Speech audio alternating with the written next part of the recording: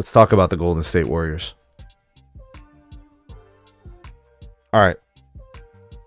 So why do I want to talk about the Golden State Warriors after discussing the LA Lakers? Well, the Warriors just kicked their ass. And I know the score wasn't a blowout or anything like that, but the Golden State Warriors were doing whatever the hell they wanted. So there's a guy for the Golden State Warriors.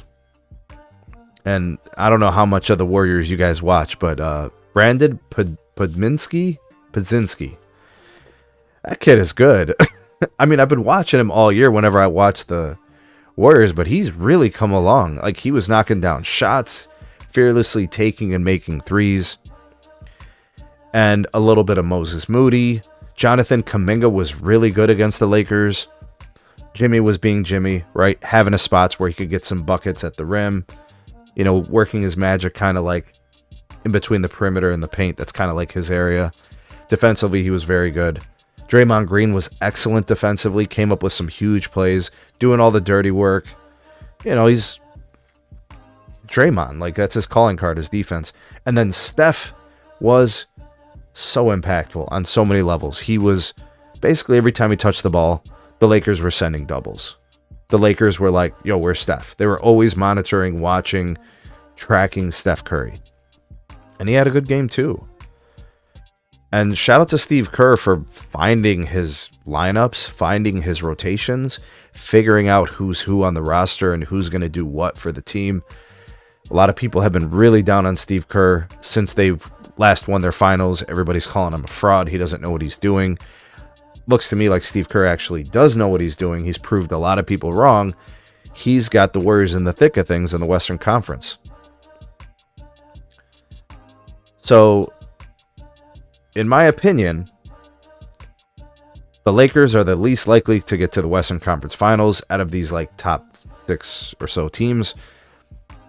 I think the Warriors are a dark horse to get to the Western Conference Finals. I'm not going to say they're my favorite. I think the Warriors are the type of team that could lose in the second round. The Warriors are all of a sudden very good defensively, which is why I give them a chance, right? I was talking about how the Lakers were a top 5 defense since the All-Star break. The Warriors are a top 3 defensive team since the All-Star break. That's how big the Jimmy Butler acquisition was. All Draymond needed was a second guy to help him kind of anchor the defense. Obviously, Jimmy, a little bit more of a perimeter defender. He can guard in the paint too. You know, he's a very good quality defender. Draymond more the paint enforcer, if you will. But the two of them together enhances them very, very much defensively. And you don't, and you know that is it. Was it Pohl or whatever? I forget his name. The guy who was playing center for them. He had a good game. I don't know how he does against some of the better bigs in the league, but he's been serviceable, especially recently. I think the Warriors are a dark horse to get to the Western Conference Post. That's what it is. Yes, percent Post. I remember watching him last game. I was impressed. So yeah, the Warriors are my dark horse to get to the Western Conference Finals. I don't expect them to get to the NBA Finals. In fact, I think a lot of things have to go their way for them to get to the Western Conference Finals. But I'll put them as my dark horse. All right, so when it comes to, you know, my expectations for the Warriors, I think it's more of like a second round exit depending on the matchup. But I like them better than I like the Lakers. And Steph's playing great. You know, we got to talk about Steph as an older player. We give, like, LeBron gets a lot of love for being, like, the best old player ever. Well, what the hell about Steph, man?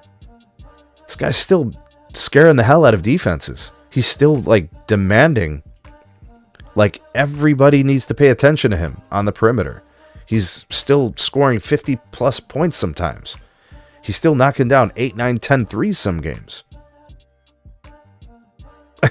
Are we going to pretend like he's not a great older player? We're going to pretend like he's not old?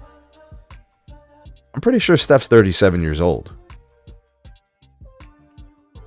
Have you ever seen a guy 37 years old still demanding that type of defensive attention?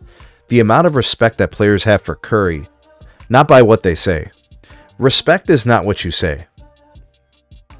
Watch how they defend him. They're 30 feet away from the rim, and they're on him like he's got the ball already. I mean, he's off the ball, and they're like hugging him. They see him coming off of curls in action. They double. He gets the ball. He could see the rim. He might shoot it. They rush. They blitz. They try to get the ball out of his hand. He's 37 years old, and we're still having this conversation about Stephen Curry. He is one of the best older players I've ever seen. LeBron is too. I don't want the LeBron, jock sniffers to get upset. LeBron is an amazing old player. I'm not discounting that. We need to put Steph in that same conversation. I don't care that he's younger than LeBron. LeBron ain't doing what he's doing.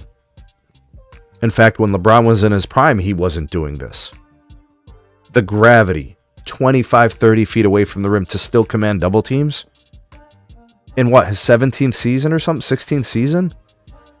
I've never seen anything like this. I saw Ray Allen still be an effective shooter at this age. But Ray Allen wasn't dropping 52 points in a game. Ray Allen didn't drop 50 plus points 3 times in the same season in season 16. He never did that. Ray Allen was as good of a shooter, he just wasn't doing the volume.